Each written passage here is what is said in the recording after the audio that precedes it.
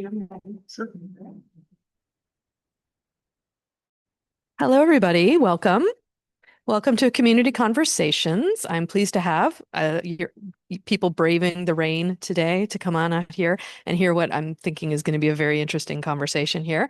So, introducing today's speaker, originally from the Mississippi Gulf Coast, Trey Batey moved to the Pacific Northwest in 2010. He joined the LCC faculty in 2015 as an instructor of anthropology and sociology. His education and training focuses on forensic anthropology and bioarchaeology, and he has conducted fieldwork excavating and studying human remains in the US, Mexico, Jordan, and Syria. Some of his research interests include human skeletal biology, the evolution of human life, history patterns, population dynamics, and the intersections of human biology and culture. Please welcome Trey Batey. Please, with you, kind. Let's see. Can everyone hear me? Okay.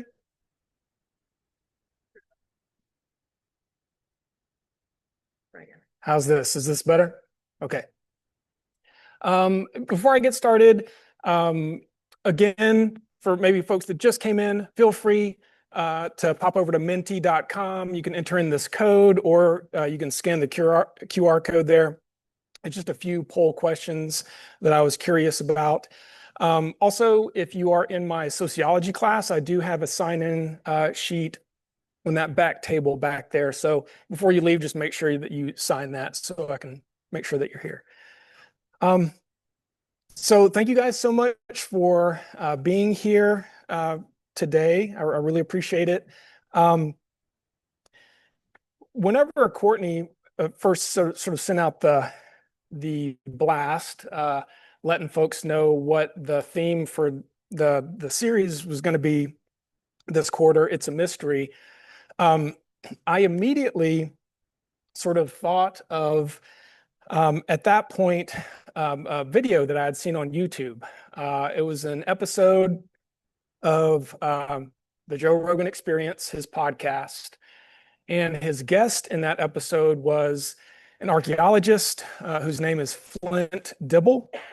I'm pretty sure he's American, but he works over in the UK. But it was like one of these Rogan interviews that was like 4 hours long. And another guest in that episode was a guy named Graham Hancock. And it was sort of a debate type of scenario where Graham Hancock was sort of presenting one argument, and then Flint Dibble was sort of presenting a counter argument. And that's sort of where it went from there. So I'm hoping to explore that a little bit. But in general, like one of the things that's going to be kind of a theme in this presentation is I think a lot of people have a sense of awe and wonder about, our place in the living world among other living things, our past, the shared history that we all have. And when we look at things related to human culture, I mean, we see things like these large stone heads or moai on places like Rapa Nui, which you may know as Easter Island. Or over here in the image on the right, that's one of the Nazca lines in southern Peru. Like when we see things like that and other types of like monumental architecture and these really noticeable features that sort of tell us that humans have been around, right? That evidence of human behavior. It's hard not to really have this sense of wonder and awe, and sort of thinking, how was it, so long ago that these people were able to do some of these amazing things. So we're going to talk a little bit about maybe two different approaches to thinking about mysteries of our past. And hopefully, I'll sort of end on a positive note, sort of inviting folks to continue that wonder, to continue that amazement and appreciation for our deep shared history. So it seems like it seems like we are in sort of this modern golden age um, of sort of these mysteries, right? This sort of modern mystery boom. So this is just an image here.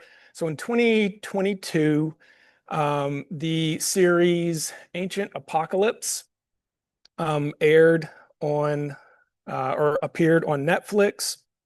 I believe there are 7 or 8 episodes. I think at this point, they're either in talks or maybe it has already been renewed for a second season. Um, but it was incredibly popular. Like really quickly shot up to like, the top 10 of, what folks visiting Netflix were viewing.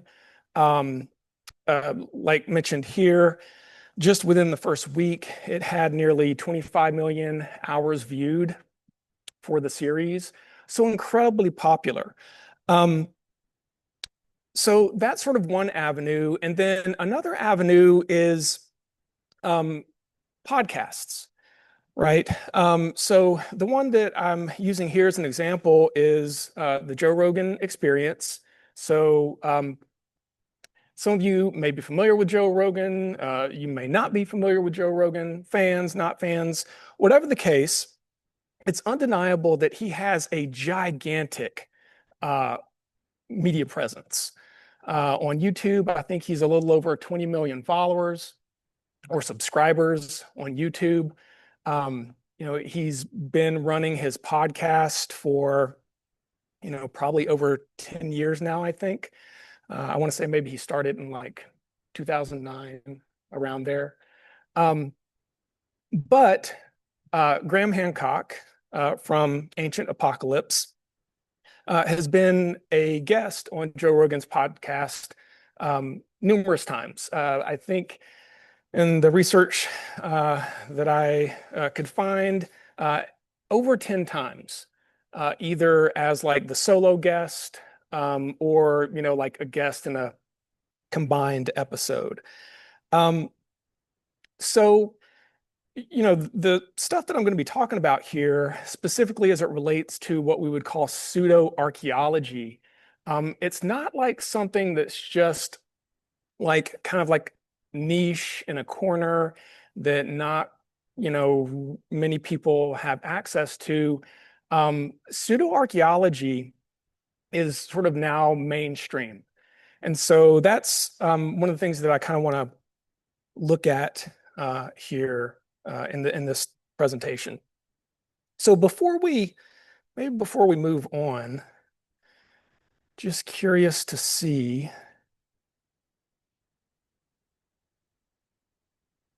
Okay, so just looking to see how many of us have seen any or all of the Ancient Apocalypse series. So majority no. So only 12% yes. How many of you have heard of its host, Graham Hancock, who was just pictured in the previous slide, or seen shows like Courtney's favorite, Ancient Aliens? And that's you got a little bit more over there, right? So 44% yes, right? And I'm curious if, again, that might have to do with the fact that just now Graham Hancock, because of the show on Netflix, even if you haven't seen it, maybe his name is just out there more. Also, his increased appearances on Joe Rogan, and also the fact that Ancient Aliens has been running much, much longer than Ancient Apocalypse. I think it was like I want to say mid 2000s, whenever Ancient Aliens first aired. So, okay, interesting. And then the last one here. Yes. All right. This one's good. Have you ever felt the official story, like pyramids at Giza, Stonehenge, doesn't quite add up, right? This is good. All right, so 53% yes, 47% no. Okay, so like looking at those results, and again, I wasn't like testing you guys. I was just sort of curious to see sort of where the room was at. And you know, I would just sort of start off by saying that, that um, feeling that maybe there is more to know, right? That there's like something else to the story. Um, I'm not going to like sort of discount that out of hand, right? I think that's a really powerful feeling. And also that feeling, um, I think is even at the root of the best science, right? Just sort of having that wonder, like, is there more to the story? Is there something else here? That really can be the thing that galvanizes more scientific research. So, so I would just say hold on to that, right? I don't want to discount it out of hand. All right. So, sort of getting back to Graham and Ancient Apocalypse. So, as I said, the series aired, appeared there on Netflix in 2022. Shortly thereafter, the then president of the Society for American Archaeology, wrote a letter to corporate Netflix and ITN. I think it's, oh shoot, International something news. I'm spacing on what it stands for. But nevertheless, those two groups were sent this letter. This is an open letter. And I just sort of, you know, had some screenshots from different parts of the letter, just so you guys can sort of see here what the main thrust was, sort of that from the Society for American Archaeology. What were they trying to convey here? So one of the first things here over on the left, and you can see that I've highlighted here, is they argue that the series publicly disparages archaeologists and devalues the archaeological profession on the basis of false claims and disinformation. So that was one thing that that the SAA was concerned about. Now it was a almost 2.5, close to 3-page letter. I didn't want to force you guys to read it all here, but I thought this next little cutout was sort of kind of like summarize the main things that the SAA was concerned about. So they had these three concerns.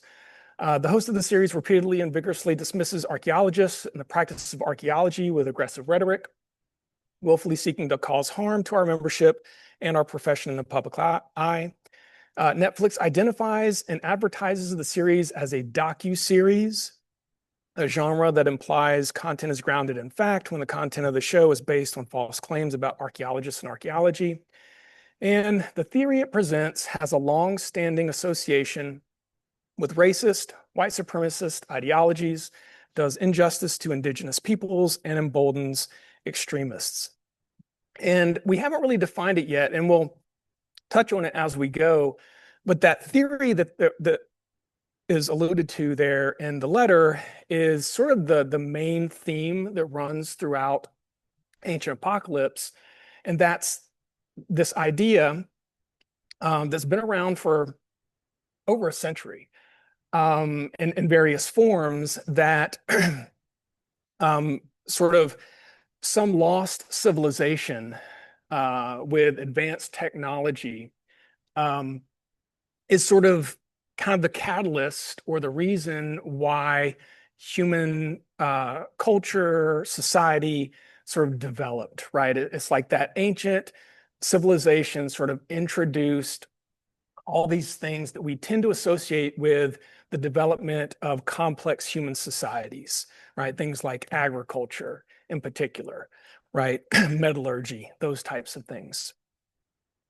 So Again, as it's mentioned here, that idea in various forms has been around for probably at least 150 years, if not even longer. Well, we already checked those poll results. Okay, so um, maybe to kind of set the stage and look at the different paths we can take, I wanted to think about like maybe two different ways that we can approach a mystery, right? So that's sort of what we're interested here in this series. Um, One way that we can do that is to think of the mystery as the starting point, right? It's the start of a process of inquiry, right? Um, the other direction we could potentially go is to look at the mystery as a finished product, right? In a lot of ways, sort of ending the conversation, right? Not leading to more inquiry. Now, I would argue, and I'm going to sort of try to make the case here that over on this side, the start of a process of inquiry, that's the area in which archaeology is operating. And over here, taking the mystery and sort of thinking about it as the finished product, that's the area that pseudo archaeology, and I would argue pseudoscience in general, operates. So let's maybe take a look at those two different ways of looking at this. Okay. If anyone's had my 204 class, this might be a little bit of a review, or actually a number of my anthropology classes. But what is archaeology? All right. It's the scientific study of past human behavior, right? Um, and this is why I say that archaeology sort of operates in that area of it's the start of a process, right? So archaeology starts with that question, right? An unanswered question isn't seen as a failure, right? And I think that we could say that about all good science, right? Um, we want those unanswered questions because then we try to answer them, right? Um, so keep that in mind. Um, Scientific process driven by a question or a number of questions. We gather data, the evidence, look at that data, analyze it, right? And try to come up with some type of conclusion. Um, it is a pretty slow process. Um, I recall hearing, I can't remember exactly where, someone referred to sort of the scientific process as just kind of like a slow, passive aggressive argument, right? Where, you kind of have peer review going that way, where, some researchers make a particular claim based on their studies, but not so fast, right? Because here comes another group that tries to replicate their work or maybe do a similar study, and potentially they find something else. They come up with some different conclusions, right? And then that's where that process of scientific inquiry and um, checking each other's work, peer review, that's where that comes into place. And again, it tends to be relatively slow, but it's also collaborative, and it's self-correcting, right? That's one of the kind of hallmarks of scientific inquiry is you're always trying to show, right, the research that's already there, maybe that's incorrect, right? And after, years and mountains of research where maybe a particular hypothesis or idea can't be shown to be incorrect, well, it's provisionally taken to be sort of the way things operate, right? The way the world is. So just sort of keep that in mind. Now, before I maybe move on and look at pseudoarchaeology, now I just did say that, science in general is a slow process, archaeology is a slow process. Um, while that is true, I would say that scientific journalism doesn't necessarily always convey that slowness of actual scientific work. I mean, I don't know how many of you guys see, headlines like these, maybe like in your news feed or, maybe your, you know, was it the For Me page on social media, whatever the case may be, right? But a lot of times we see these headlines where it's like, this discovery completely upends everything we knew about humanity, right? Or, some of these cave paintings in Indonesia redraw the picture of earliest art. Love the wordplay, top notch, right? Um, Ancient mysterious 12-sided object still baffles archaeologists. They have no clue what's going on, right? Um, and so, a lot of times just looking at sort of the headlines from science journalism, we may get the sense that like every single scientific discovery just like radically changes how we see the world. But in reality, even these, discoveries, right, that show up as like so amazing in the headlines, while they might be incredibly amazing, um, more than more likely than not, they're just adding a little bit to the big giant story that we have, right? Now, that's not to say that there aren't scientific breakthroughs and discoveries that really do kind of like cause, paradigm shifts in how we think about a particular phenomenon.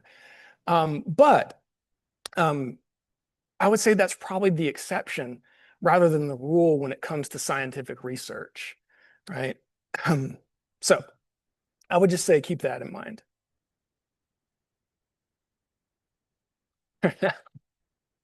So um, I, I don't know how many of you guys thought you were going to see this meme. I figured Courtney probably was ready for it. Right? It's uh, and whenever I found the meme, I was checking. I think it maintains its level and like one of the ones that's like most searched, most used memes. Of course we have the meme there from Ancient Aliens. Not saying it was aliens, but you guys know. Um, so let's compare maybe that process, that scientific process of archaeology with pseudo archaeology. And again, I would say that um, these characteristics tend to characterize pseudoscience more generally. Um, rather than um, looking at the observations, the data that we see, and using those to see if a particular model we have of how the world works is correct, it kind of goes in the opposite direction, typically with pseudo archaeology, pseudoscience. Typically, in sort of that realm, you're starting with the conclusion, right? You have the conclusion that you want, and then you go and cherry pick little bits of data, observations that support that conclusion while often ignoring all the other evidence that doesn't support that particular conclusion, right? And oftentimes, pseudoarchaeology tends to take this incredibly complex story that we have about humanity, our deep shared past, um, and instead of sort of celebrating that amazing variation and complexity, it tries to boil it down to a very simple story, right? So it replaces this really complex mystery with an answer, right? A very definite answer. And that's another sort of one of these areas where pseudoscience, pseudoarchaeology differs from archaeology and just science in general, right? Um, So those are some things to keep in mind. Okay, so this might be dating, you know, myself and maybe others in the audience. What pseudo archaeology sci-fi movie is this still from? Anybody? Stargate? Ian? I know you know it. All right. Absolutely. Right. One of my all-time favorites from whenever I was younger. Absolutely love Stargate. Peak pseudo archaeology. Don't care. Love it. Okay. But it's still pseudo archaeology, right? And if you're not familiar with Stargate, there's a Stargate. Essentially, it's a portal to another dimension, right? And essentially, it sort of ties into this idea that um, aliens were responsible for the flourishing of ancient Egyptian society. Right? I'm really glad that at least some of you guys knew that. Okay, so um, what are maybe some of the telltale signs of pseudoarchaeology? And this is just a screen grab from the episode from April 2024 with Graham Hancock and Flint Dibble. Again, you guys can see like the runtime is almost 4.5 hours. This was a really, really long interview, or I should say, it wasn't necessarily an interview, it was more of a debate discussion, uh, mostly between Flint there on the bottom right and Graham up there in the top right. And of course, you got Joe just sort of, hanging out, chiming in every now and then, asking questions.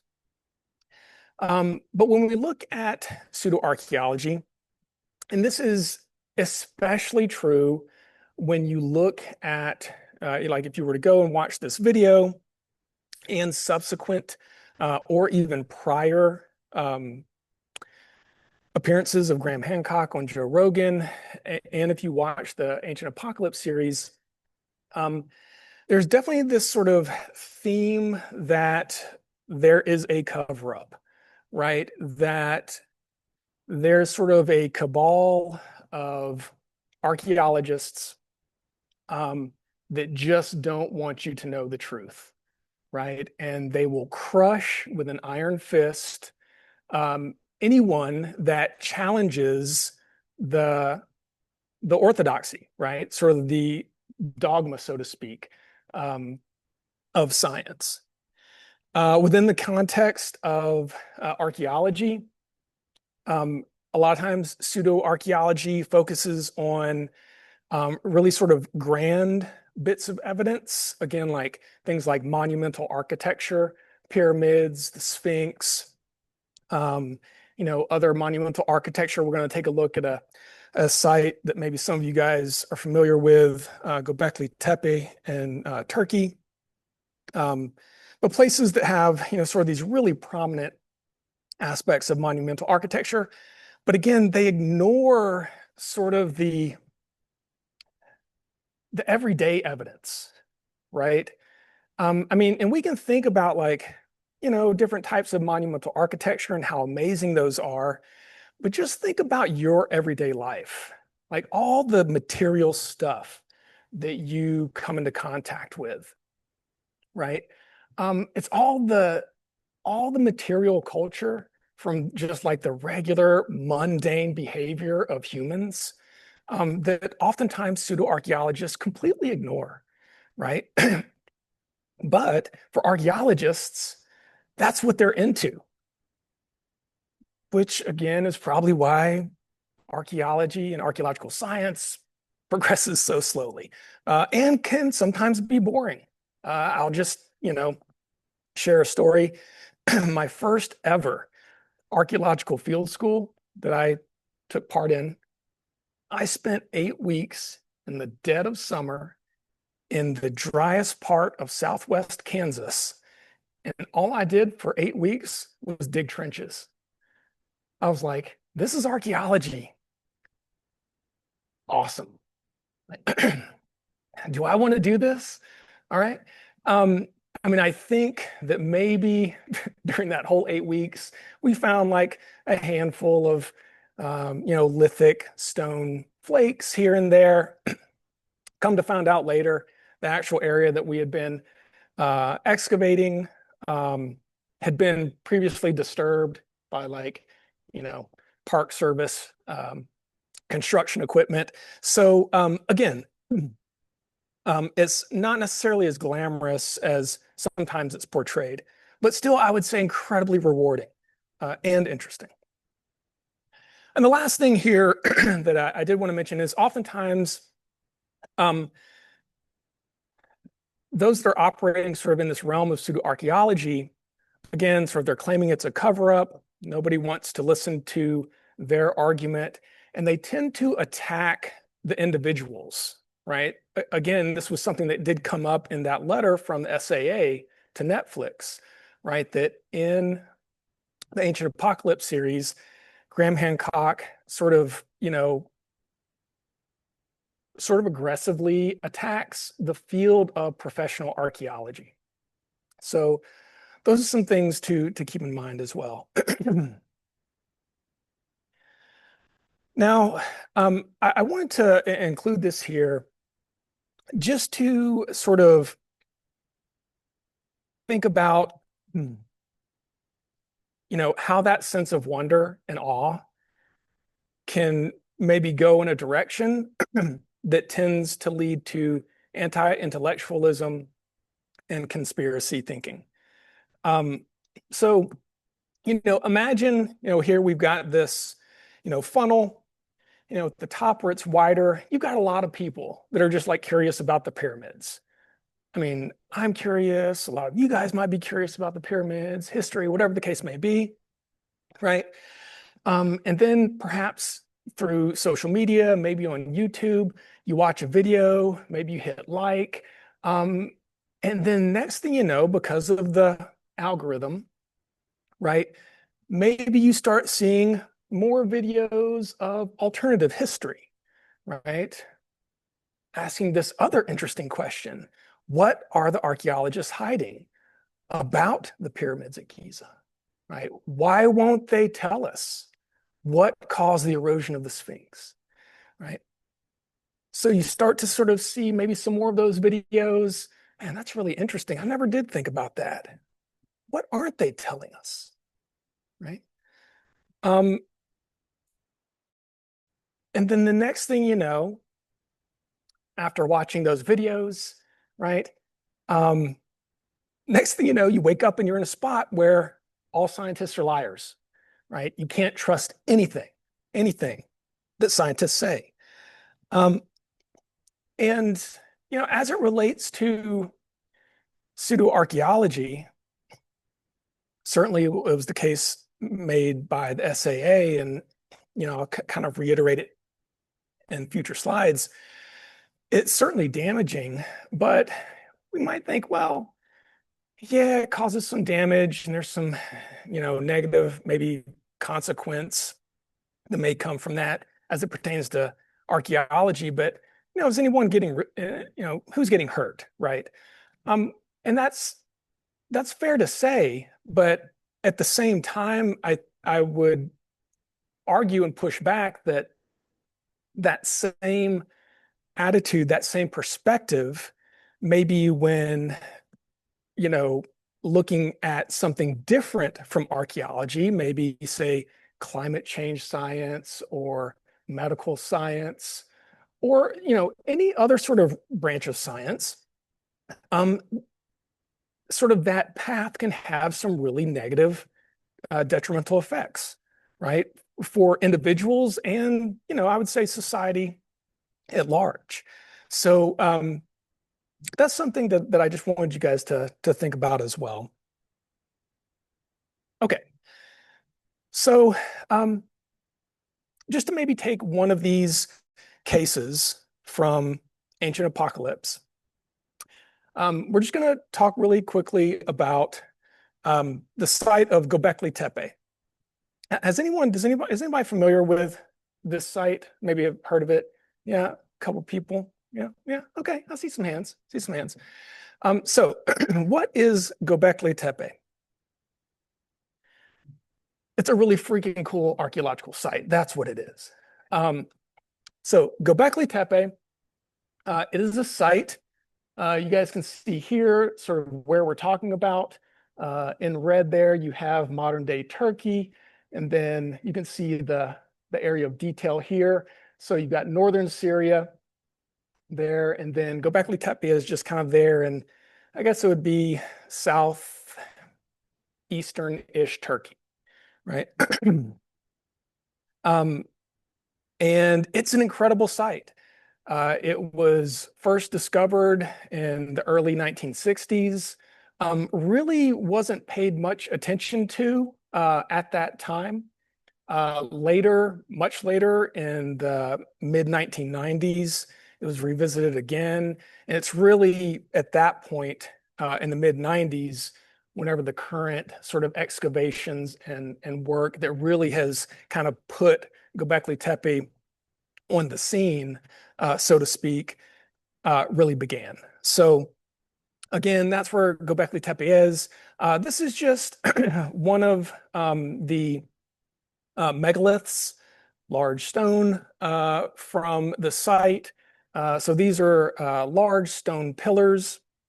Some, not all of them, have carvings, carving reliefs on them of different types of images, some human, some animal, different types of designs. But the site itself dates to around 12,000 years ago. And again, I'm just saying about 12,000 years ago. In archaeology, we usually deal with date ranges for things. So we'll just say about 12,000 years ago. And as far as we know, it's, if not the earliest, at least the earliest that we currently know of, one of the earliest sites of monumental megalithic architecture, right? And when we say megalithic, again, we're just talking about large stones. So we would say that Stonehenge, which I imagine a lot of people are at least familiar with, Stonehenge is another megalithic site. All right, here's just an overview. So at Göbekli Tepe, there are a number of these um, sometimes circular, sometimes a little bit more ovular shaped features where you have a lot of these megalithic pillars arranged. Again, you've got several of these at the site. And, um, again, just to kind of reiterate how slow some of this works, kind of this modern bit of excavation and research of the site started in the mid 90s. I mean, here we are in 2025. Only about 10% of the site has been excavated. So again, all this amazing stuff that we've, found from the site still represents just a tiny bit of the site itself. So just think, in 30 more years, what what else might we know about this site and the people that used it? Okay, again, to get back to Graham Hancock and his claim. So the claim, sort of main claim that he's making in Ancient Apocalypse is that at 12,000 years old, this is just too complex, right? What we see at Göbekli Tepe is too complex for the simple, primitive hunter-gatherers of the time, right? It must be a clue left by survivors of a lost advanced civilization. Now, in this first part of the claim here, Graham is correct in that the people that lived and constructed Göbekli Tepe and used it were hunters and gatherers, right?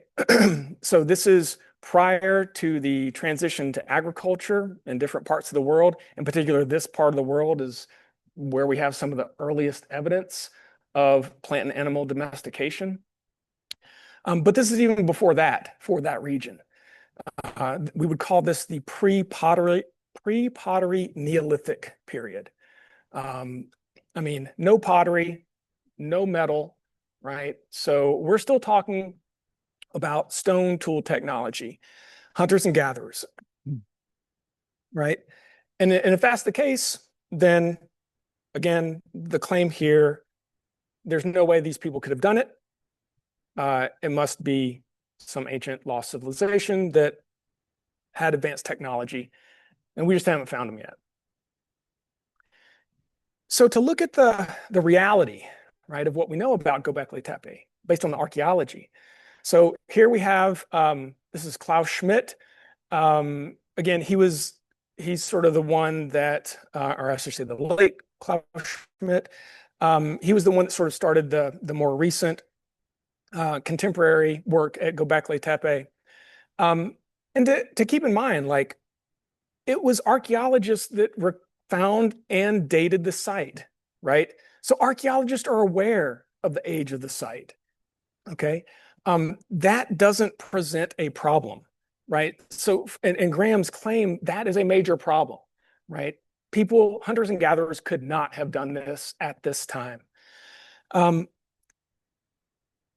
when we look at this from the perspective of archaeology, um, we sort of go in a different direction, right? And that's that the evidence is what it is, right? And if we know from other lines of evidence that the individuals that built Göbekli Tepe, that inhabited villages around Göbekli Tepe were hunters and gatherers, well, then they were more likely than not the ones that actually built it, right? And so rather than sort of saying, "Whoa, hunters and gatherers certainly could not have done this," well, maybe what we need to do is reconsider our perception of what hunters and gatherers were capable of, right? Maybe how complex their societies were, how well they were able to organize labor to do something like this that we see at Göbekli Tepe, right? That maybe they were, in fact, incredibly complex, right? And we know from other areas of the world that hunting and gathering societies, in other words, those societies that maybe didn't make that transition to using domesticated plant animal species, we know that they were incredibly complex. The Pacific Northwest is one of the best examples of complex, non-agricultural societies, right? Again, so much of the direction that human cultural evolution takes is dependent on local conditions, right? We found the context. We know where the quarries are, where they cut the stone. So here is a partially quarried pillar. So it's unfinished, right? So this would have been, the pillar would have been quarried, right? And then transported to wherever it was going to go. It's really interesting in studying these areas where they have unfinished pillars. One thing that it looks like that the folks there were doing, so this is limestone, is they were using like natural faults, cracks in the stone to sort of guide, how they were going to go about extracting these, giant pieces of stone. Right? We have the tools that they used, right? We have remains of massive feasts, so we have animal remains, right? So we can see, what people were eating. We can, infer things about how often groups of people were coming to Göbekli Tepe, right? For whatever reason they were, right? And those are all questions that archaeologists are still trying to answer. Right. So again, just want to underscore the real work, right? Solving these mundane mysteries. Solving these mundane mysteries, right? We ask things like, what was for dinner, right? We do things like pottery residue analysis, right? Faunal analysis. What types of animal bones do you see at the site, right? You go excavate basically trash pits. What types of animal bones were people throwing away after they ate, right? We ask things like, where did you grow up? We can look at stable isotope analyses of the teeth, things like strontium levels, right?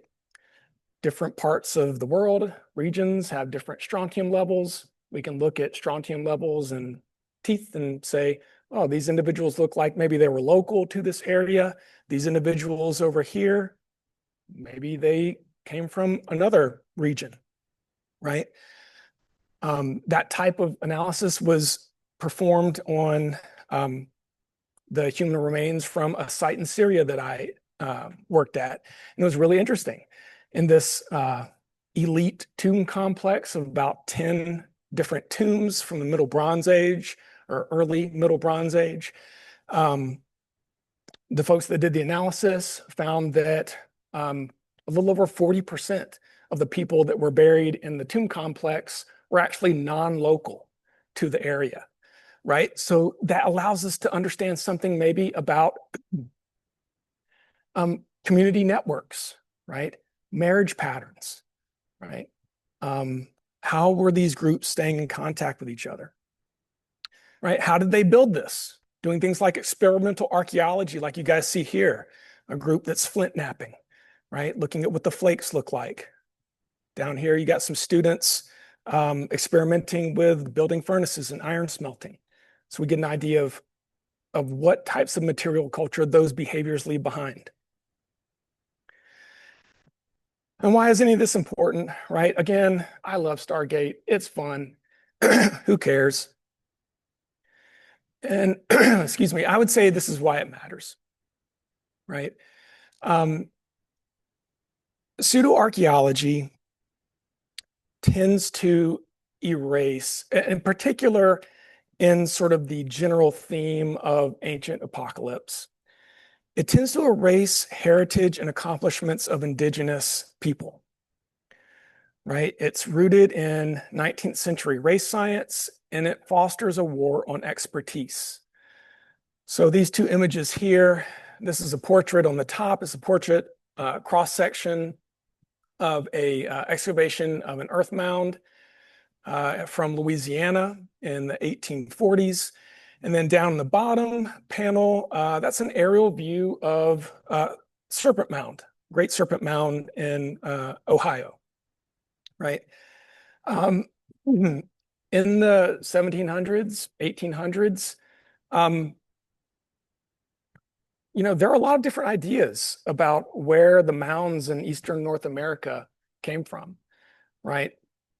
But surely it wasn't the Native Americans that were there at the time or their ancestors that could have created those mounds. No way, right? Maybe it was the lost tribes of Israel, right? Maybe it was a population from Atlantis, right? But certainly could not have been Native American groups. Of course, we know today that it was those Native American groups and their ancestors that built all those mounds in Eastern North America. So again, why is this important, and why is it that I wanted to talk about this and sort of generally talk about why archaeologists have to speak out? So the SAA has a number of principles of ethical archaeology. So you can see those here. Responsible for or to the public and descendant communities whose heritage is being misrepresented, right? So we have a responsibility to the descendant communities, but also to the public, right? To foster genuine public understanding, right? Not misinformation. And then the ninth principle deals with diversity and inclusion, right? We must challenge narratives that erase accomplishments of indigenous people. All right, so I've got a little bit of time left. I told Courtney that I was going to try to end this off on maybe a little positive note, right? Let's appreciate the wonder. There are mysteries out there that archaeologists are really trying to solve. And again, when I say solve, as in all science, we're just talking about maybe updating our provisional understanding of how the world works. One of those that archaeologists are working on is the peopling of the Americas, right? How did people get to the Western Hemisphere? Um, how did they get here? When did they get here? Right? These are big questions. And those questions have been big questions in archaeology for a long time, right? In the 1970s, right? And before that, we would have said, you know, the consensus is that people have been here maybe 13 to 15,000 years. They came over on the Beringia land bridge, right? Whenever sea levels were lower during the last glacial period. Okay. Today, there is a mountain of evidence that has shifted archaeological consensus on that question, including a number of sites, one of which was reported on relatively recently. So in 2023, researchers presented a series of footprints found at White Sands National Park in New Mexico.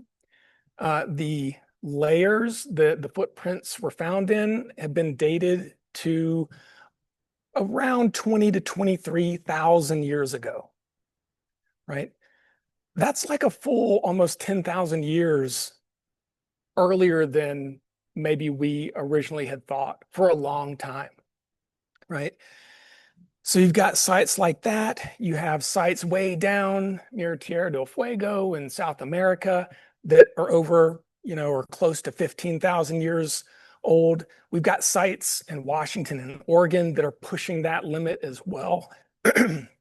So now we see a shift, right, in this. And this is something that archaeologists are still working on. Cities in the rainforest. We have sort of when you think about how technology has transformed archaeology, things like LiDAR, which essentially, in layman's terms, we're just shooting lasers from an airplane or a drone. These are allowing us to see archaeological features and the evidence of human activity under the rainforest, right? That normally you wouldn't be able to see just standing there at ground level, right? This is right here from an area that was recently surveyed with LiDAR in Bolivia.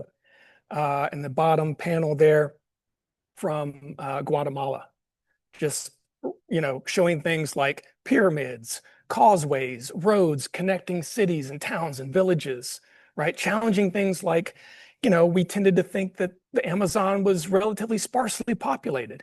That might not be the case, right?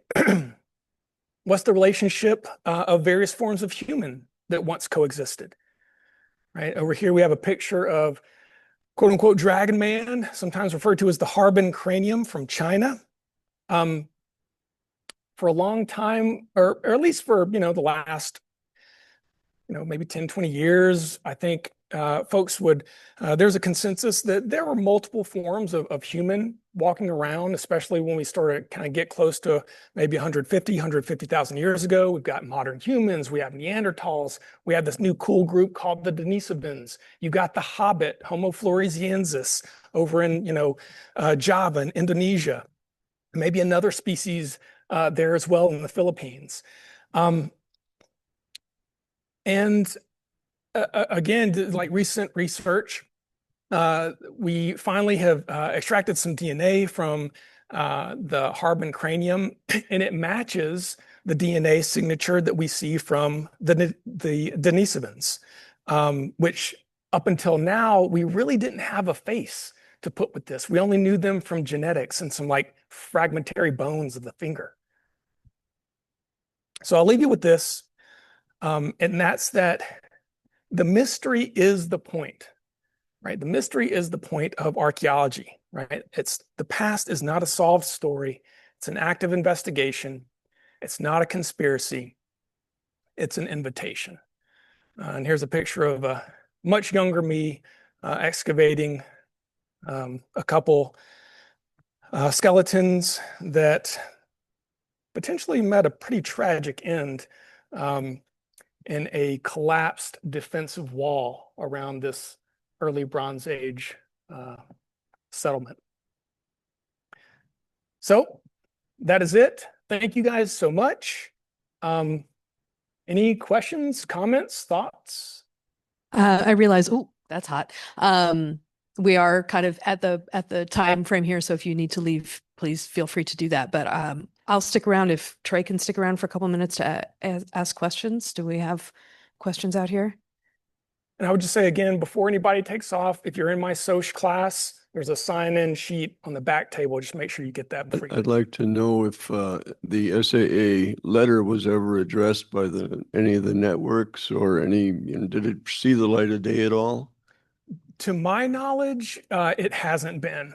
One of the things that they asked was that Netflix actually reclassify Ancient Apocalypse as sci-fi Hmm. instead of a documentary. So I don't know that the SAA ever received a response.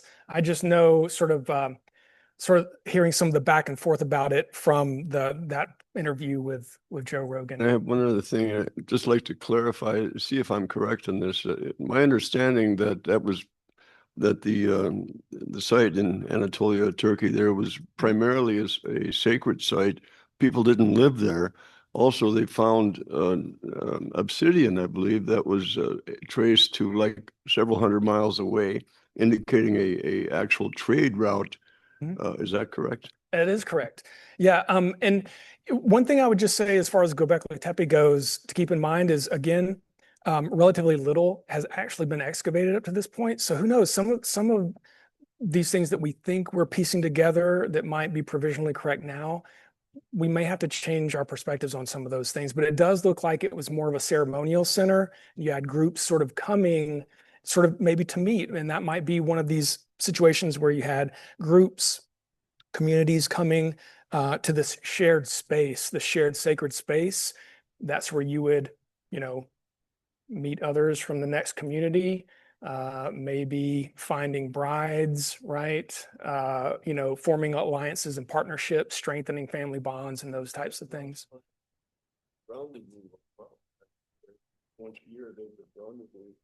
Maybe these hunter-gatherers, rendezvous at this place for the purpose of building this structure. Yeah, yeah. I mean that was probably part of it as well. Yeah. Okay, well, thank you very much. And Trey, I just want you to know that my World Civ students were very excited about the White Sands. They asked about that, and I had to go and do some research because I wasn't familiar with that. And so we had a really good conversation about that. Yeah, Yeah. that's pretty recent, really cool stuff. So thanks. Okay. Thank you for joining us. Yeah, thank you guys. Remain curious.